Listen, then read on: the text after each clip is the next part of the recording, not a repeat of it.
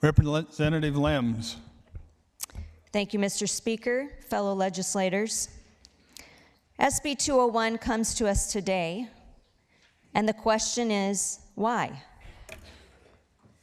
It comes to fix a supposed problem. The title of the bill is an act to provide new statutory requirements for regulating linear transmission facilities to allow counties to impose a surcharge on certain pipeline companies. So why do we need new statutory requirements for regulating linear transmission lines? I have never, before this last year, heard of any problems or issues with the process that we currently have. So an overview of our process is this. There are certain companies that want to do business in the state of South Dakota, such as energy conversion facilities, wind energy facilities, solar or electric transmission facilities coming to South Dakota, along with CO2 pipelines, and they must apply for a permit before the Public Utilities Commission.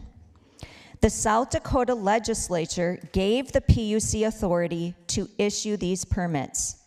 So, you get a company that comes to the state that needs a permit.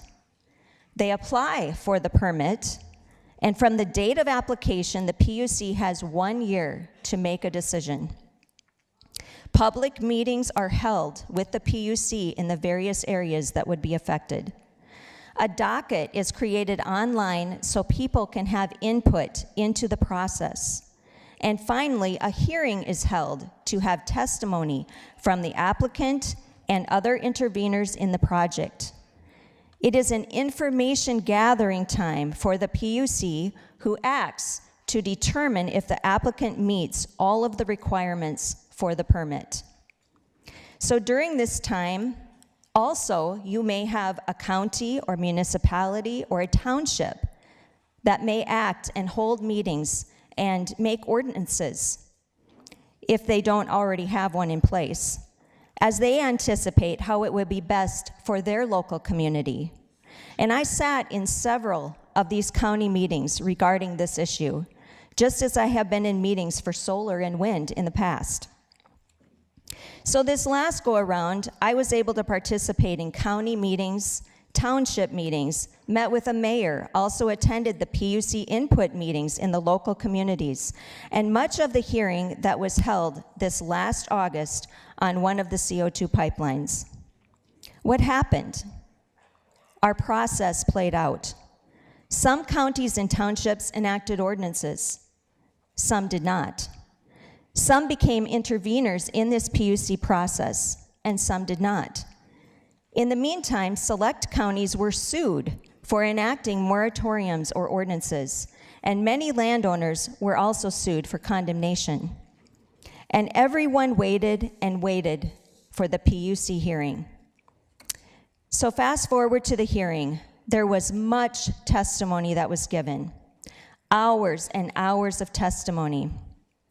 Lawyers were there representing counties and landowners and the company. After 3 long weeks, all 3 of our Public Utilities Commissioners voted unanimously to deny the permit. So why are we here? Because we have a process that is broken? I would argue that our process is not broken. In fact, our process worked. It worked in our counties, it worked at the PUC level, and it worked because elected officials did their job. Elected officials in the townships talked to their people. Elected officials in the counties had meetings and input and acted accordingly.